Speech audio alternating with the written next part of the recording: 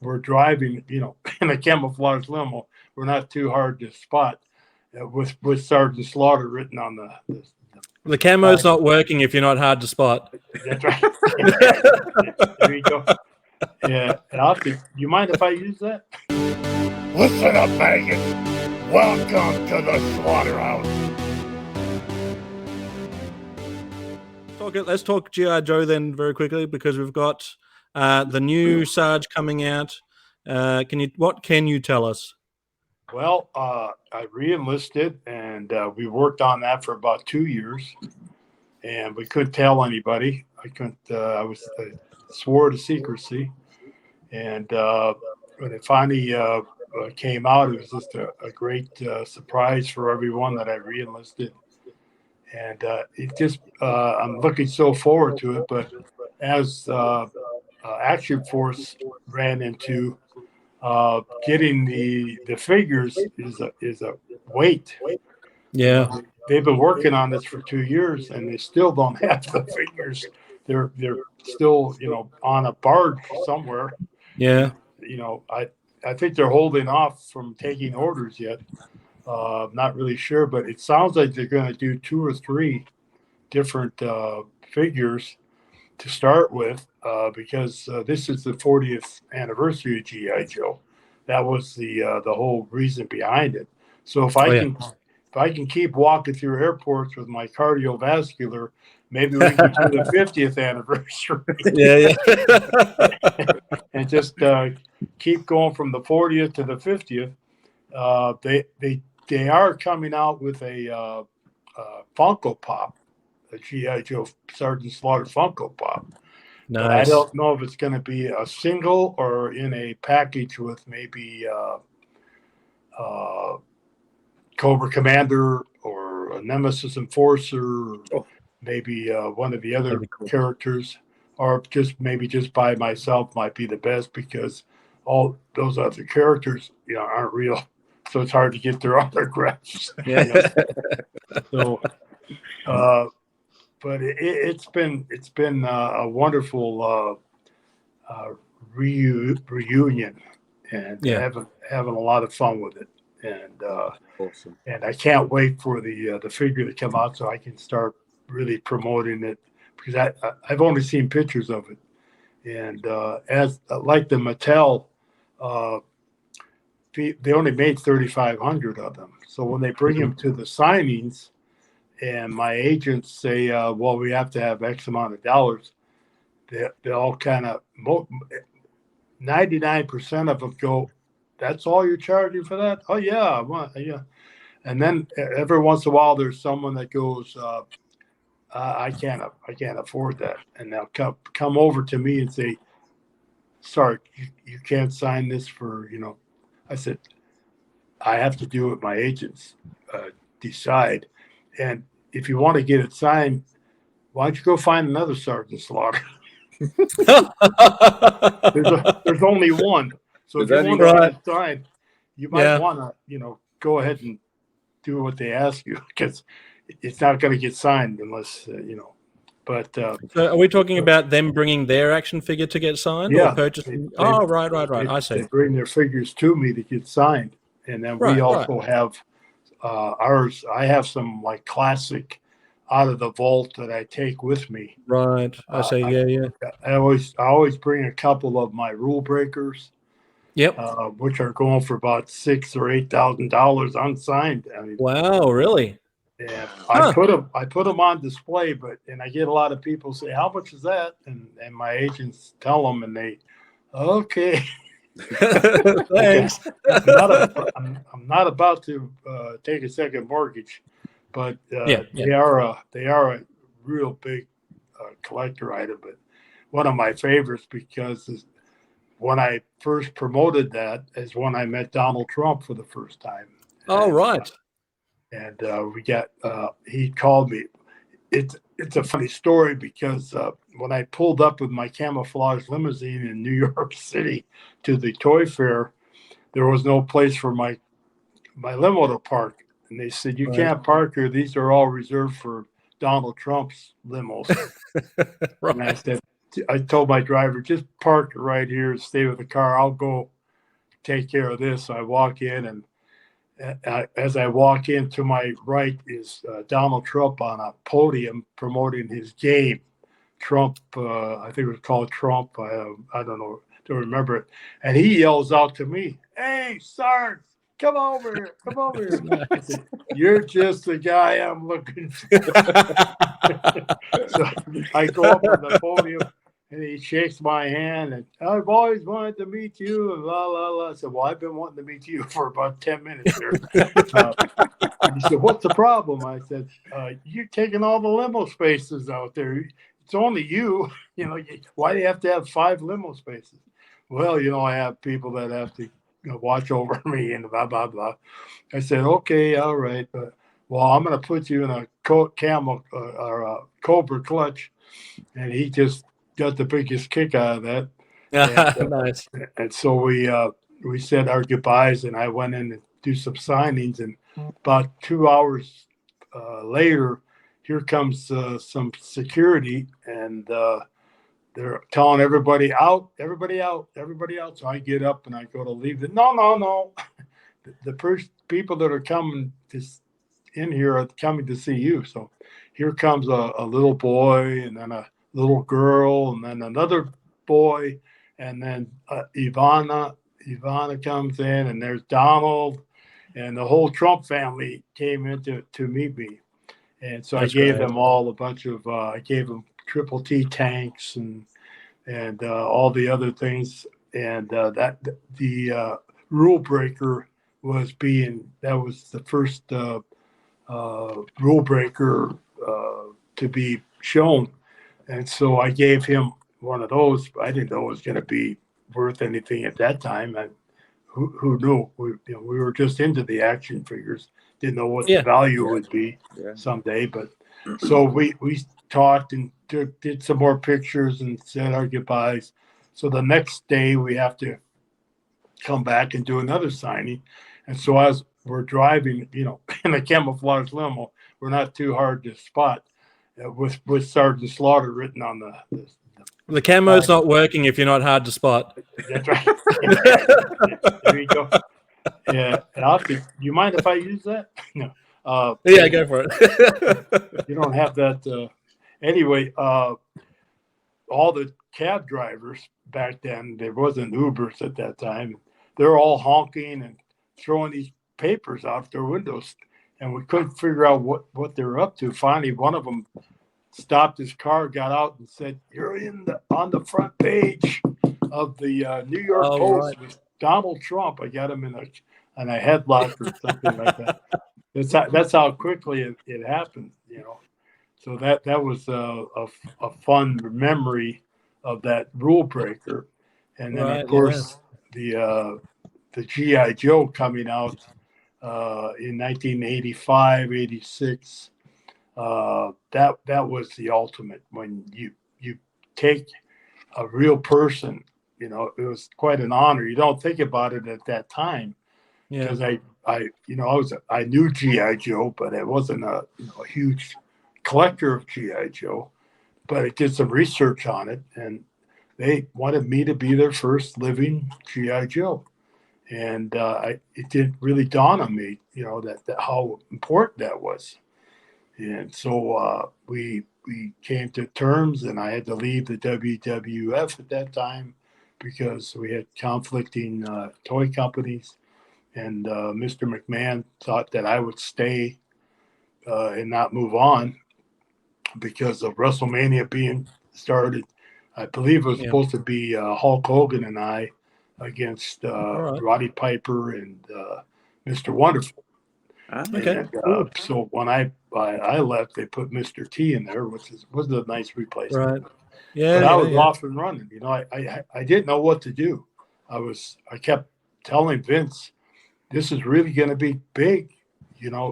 Be a great thing to have Sgt Slaughter, the GI Joe, and Sgt Slaughter, the wrestler, on the same show. I mean, promoting it. He says, "Yeah, it would be, but I can't. I got another toy company." So he just said, you can't do it. And I kept saying, why? Why? So finally, I finally told him I was leaving. He said, "No, you're not leaving."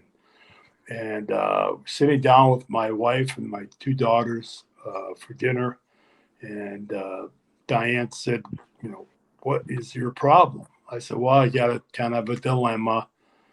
Vince wants me to stay for WrestleMania, and G.I. Joe wants me to come with them, and I can't be at both." And she said, "Well, it's pretty simple."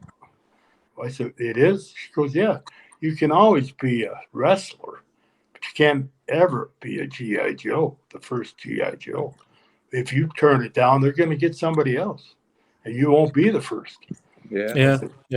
I looked over across the table and I said, "That's why you get the big bucks, honey." Yeah.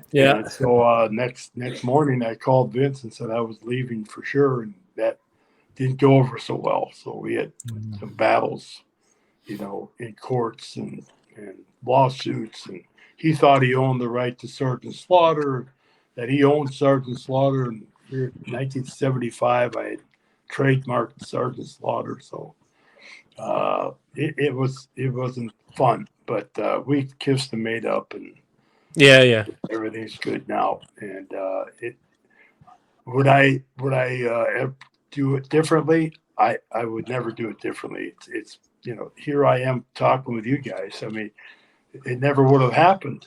You would have been wrestling fans, but I wouldn't have even been in G.I. Joe. So, well, I think for I can speak for myself and Mark at least. Space Commander, you might be very similar, where we were familiar with the cartoon character and the action figure before the wrestling stuff, and I think that comes down to geographical location.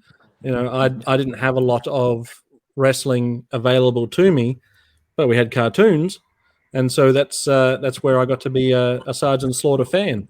Yeah, that's the same with me. I first watched the cartoon, and then the movie came out, and then it came up Sgt Slaughter as Sgt Slaughter, and I'm like, wow, that's cool. And then seeing him with the Renegades and everything else, that was like my first introduction of him. And then I watched the Arise Serpentor Rise episode afterwards, when you turn up and batter the bats. Yes. Which is fantastic. Yeah. Which is great. One of the most popular pictures that I signed is that he's standing on top of the bats. Go ahead. Yep. Maybe interrupt. You did one for me the other day, which was fantastic. Yeah. And then it wasn't until this is quite good. I got into the wrestling from school, like people do putting around the pay-per-view. So I borrowed one, and that was Survivor Series '89. And then I had SummerSlam '90 when you came out with to Brother Love. Okay. Right. And as you were walking to the ring, I was sat on the floor in front of the telly. My mum was sat in a chair, and all I heard was your voice. And I was like, I can't say it. I can't say the word, but it was holy something else. Yeah. It seems weird, but it's like, holy, he's actually real. Mum, he's real. He's real. Yeah. He's walking to the ring, and my mum was like, calm down. Yeah. Right. I'm like, How? Stood in the wrestling ring, and it's like, oh my God. Yeah. And that was it. It was fantastic. So that's a nice memory I got with my mum as well. So Right. Oh, that's great. Yeah. Depending on the age, a lot of my fans think that I was G.I. Joe first.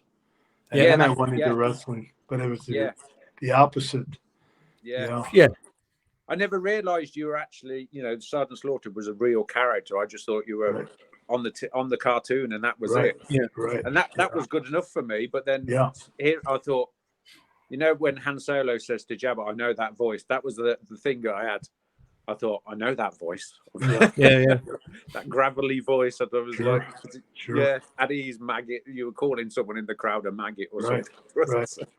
Well, I had an experience at Quakertown where you both called for your autographs for that the last one we did. Yeah. And when I did the live signing, about almost to the end of the signing, this little girl came in. She must have been about 2.5 or 3 years old.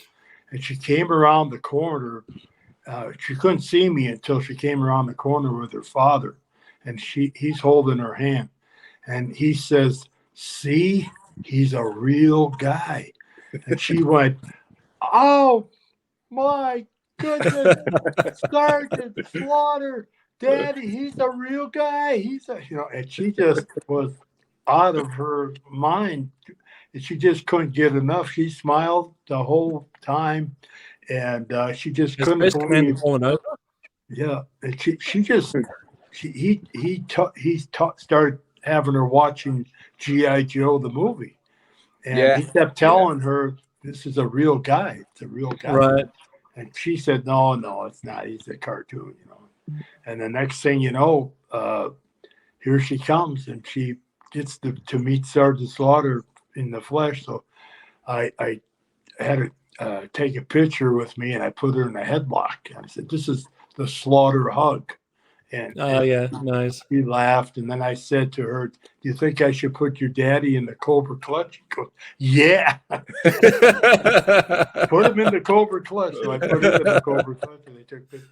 And as she was leaving, she just was in another world. It just was an amazing experience for me to see somebody so happy at that age who she couldn't even see over the table. I mean, you could even see me over the table, but she knew who I was, and she believed. Now it was like Santa Claus almost. I don't want to compare myself to Santa Claus, but she just went berserk. I mean, it was great. So much fun. Yeah. Well, I mean, I can relate with Mark because I didn't know that Sergeant Slaughter was anything but a cartoon character, and so when I hear that Sarge is a real person, that's a mind-blowing experience. Your childhood hero is a real person, is a real human being, and we are lucky today to be talking to our childhood hero. Yeah. It's fantastic. I've got to say thank you. Can I just say thank you so much to both of you, Zazel? Mark, it's fun. I've been looking forward to this. How long we've had this set up for? About 10, 12, almost 2 weeks, isn't it? Since we had this we had it in the pipeline for a little while. Right. So Mark, for me, my experience on Twitter, as far as communicating with Sarge is concerned, I correlate that experience with you as well. Like when I'm thinking of Sarge as the social media side of it, I don't just think Sergeant Slaughter. I think Mark Potter and that whole connective tissue behind the wonderful thing that we call the internet. And if there was ever an opportunity to get you in on one of these and sit with me, I mean, I think arguably we're the two biggest Sergeant Slaughter fans in the world. Yeah, it had to happen. Without a doubt. Absolutely, yeah. Actually, it had to happen. There's three. I'm a big Sergeant Slaughter fan too. The three biggest Sergeant Slaughter fans in the world are sitting here today. Yeah. Got the number one Renegade and the number one Marauder. What better could I have it? We had some fun. And the generals are looking over from the heavens above. Yes. In the beginning, I would give Mark orders. Renegade, I gotta get up at 0500. Can you watch over the Slaughterhouse? And he'd send back messages. Yes, I'll be awake, and get some sleep. And we had a lot of fun with it.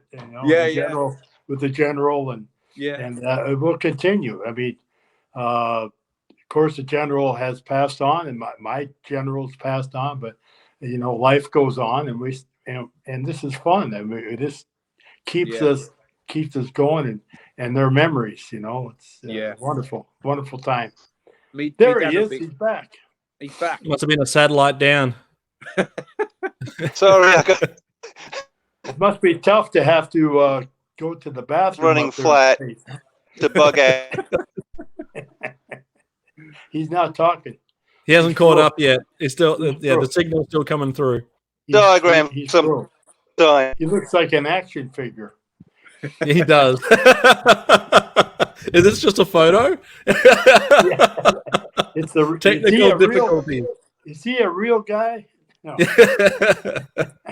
Some technical difficulty. I think we've got some movement now. I can't wait for you to see this on the replay. If you're going to freeze, that's the face to do it on. That's a freeze. That's a Christmas card right there. Yeah. I'll have to use this for the thumbnail. Yeah. But I have to thank you both very much for being such big fans and friends. You know, I think we've become friends more than fans, and I don't want you to ever not be a fan. But I also want to be friends. You know, as long as we possibly can go through this world. You know, we're all only here for a certain amount of time, but it might not be a long time. But let's have a good time. You know, absolutely. Life's very precious. Yeah, right. It is. The fact that we've been able to find each other in this time, in this day, it's hard to put into words. Yeah, but it only happens because a lot of things align, and I think everything's aligned just right for us to get to where we are today, where we're talking all like this all around the world. But like I said, Mark, my journey into being able to communicate with Sarge and hanging out at the Slaughterhouse like this, part of that is thanks to you. You've always been super cool with me, and you're fast becoming, one of my bestest friends from across the pond. Same goes to you, Space Commander. Sarge, you're all right. Okay. You're okay. Double salute. But to be called a friend by Sergeant Slaughter is a huge honor. Huge honor. Yeah. Blessed and grateful. Thank you so much. I truly was blessed when I met both of you. On however it happened, I think it was meant to be. I think the stars were all lined up, and it was meant to be. And and I apologize again if I don't get back to you right away. Just continue to do what you're doing, and I'll catch up with you.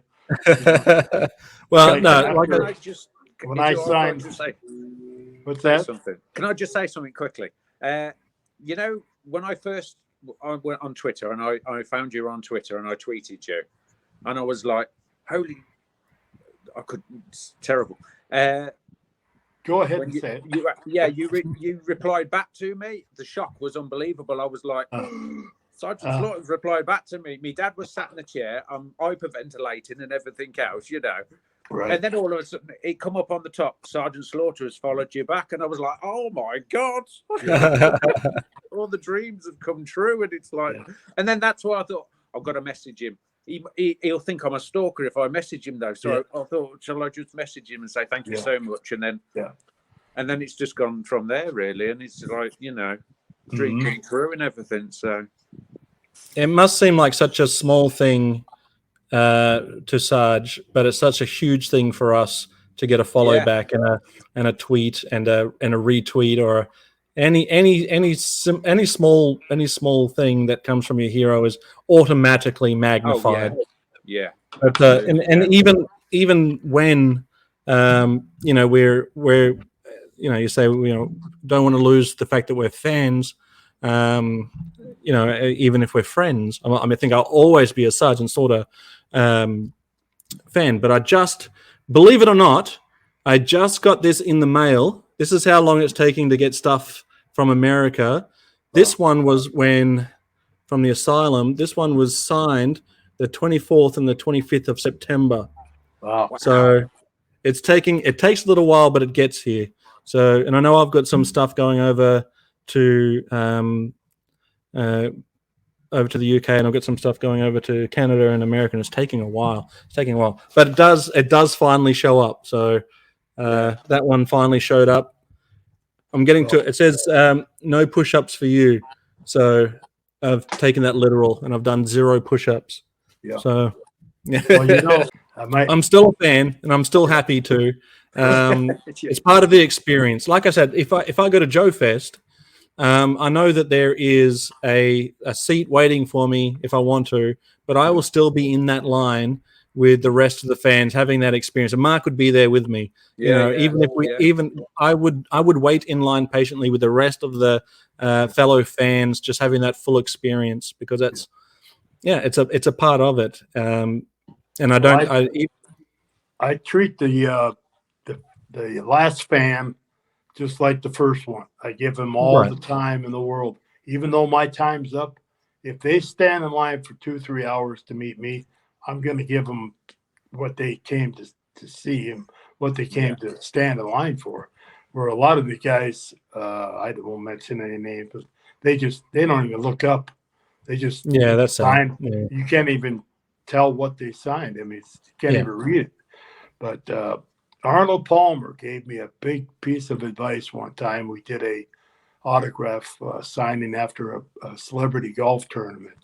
And he walked over to me and said, "Sarge, let me give you a piece of advice. When you sign an autograph, make sure they can read your name, because in 100 years from now, someone's going to be looking at that picture. And even though you'll be recognized, some people, 100 years from now might not know who that is. But if they see Sgt Slaughter on it, they can look it up and say, oh, yeah. Yeah. So I change my autograph a bit so people can read it, what it says. So it was a good piece of advice. And I ran into that problem myself. I waited. I think I've told you the story about how I waited in line to meet Mickey Mantle. And I was the third one left. And somebody came up and whispered in his ear, and off he went. And,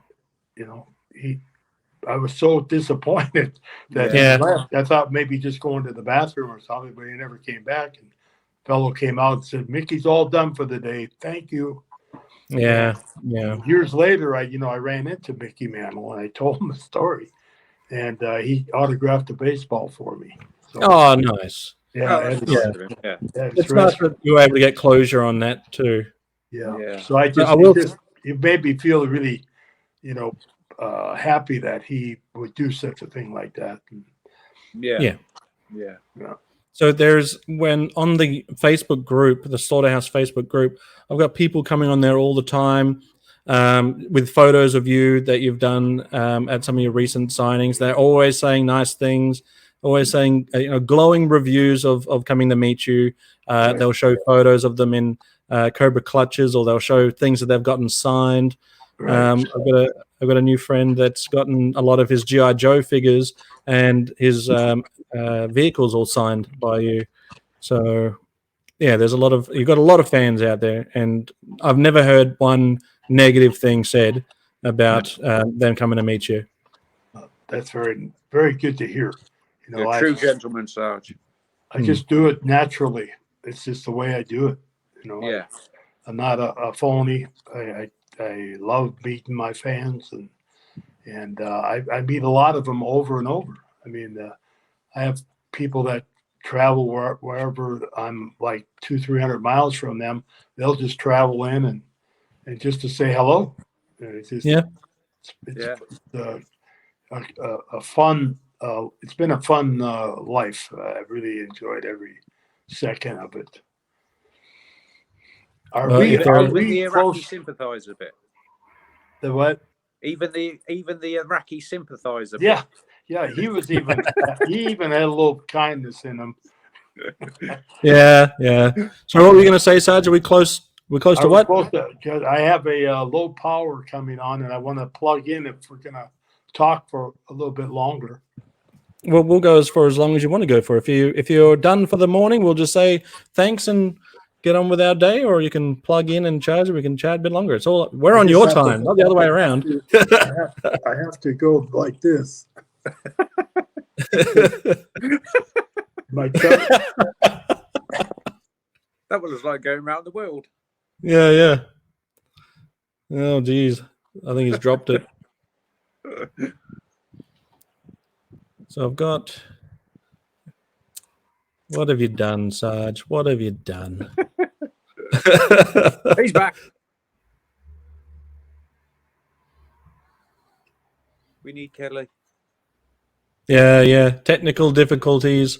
I need a logo up here that comes up and says technical difficulties. Where's my? Here. We'll play some technical difficulties music. He's back. Technical I'm working on difficulties. it. I'm working on it. He's working on it. He's back. How many sides does your phone have?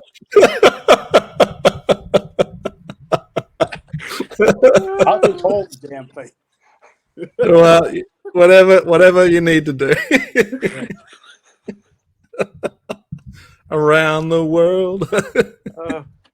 It's like with the Three Stooges.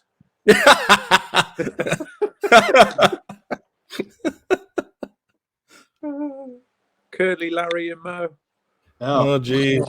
I'm in. We're just a bunch of curlies. Yeah.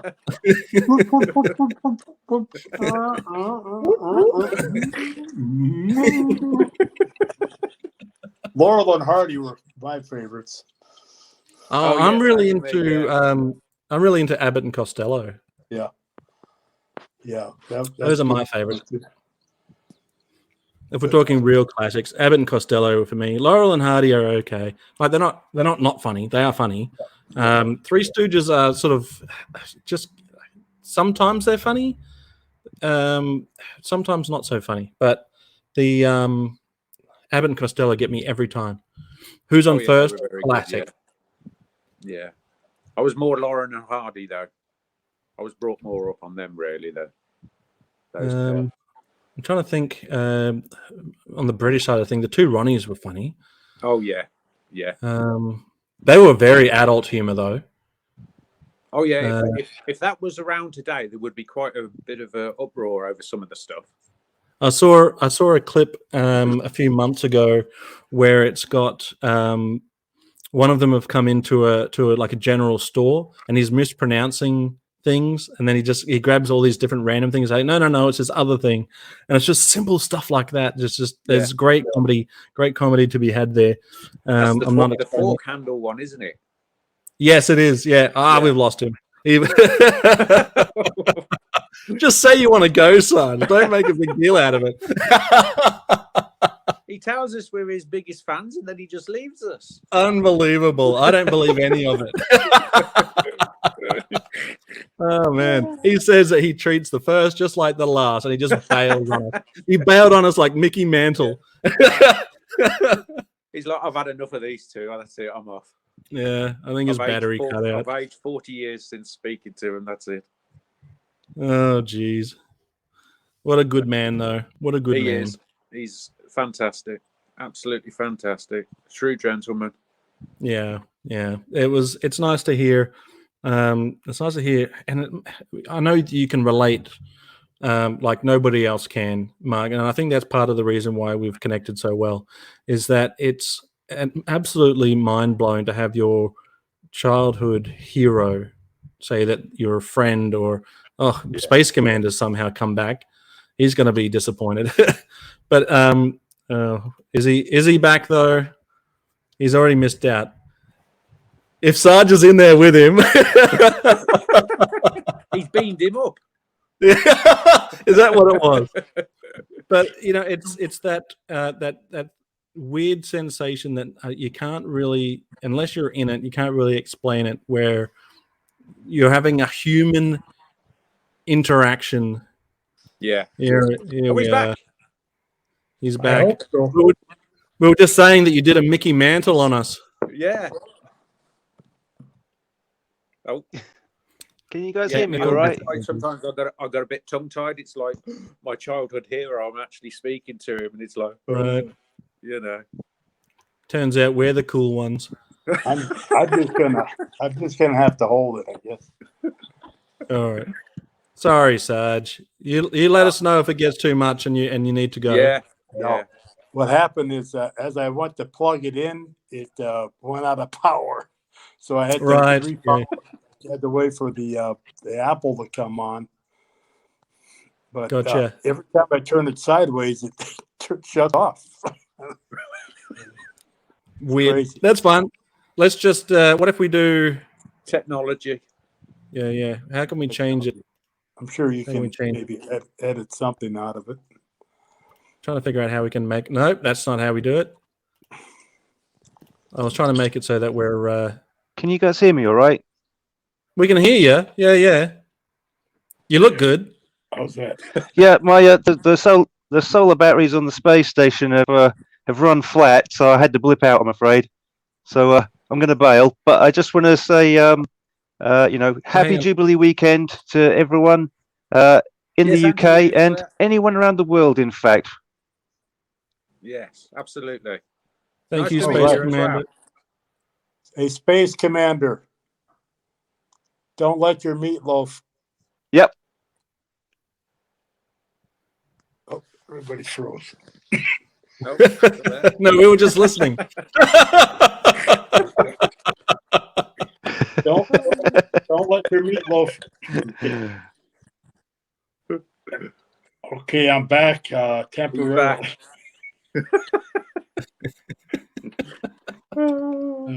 Now you can see my curtain. There you go. Every time I put it down on the table, it shuts off. Okay, here we go. Easy does it. Easy does it. There we go. Yeah. All right. So where were you? What about the meatloaf? Where were you? I said, hey, Space Commander, don't let your meatloaf. Okay. That's it, huh? That's the humor of us Americans, you know. Don't let your meatloaf.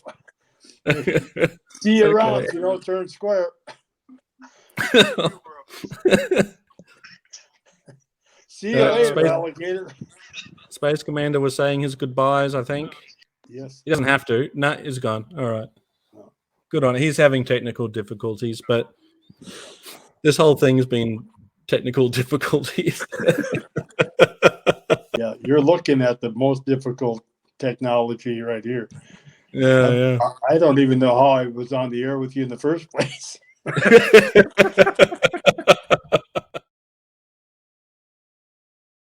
If you enjoyed this video, don't forget to like and subscribe, hit that notification bell, and leave a comment down below.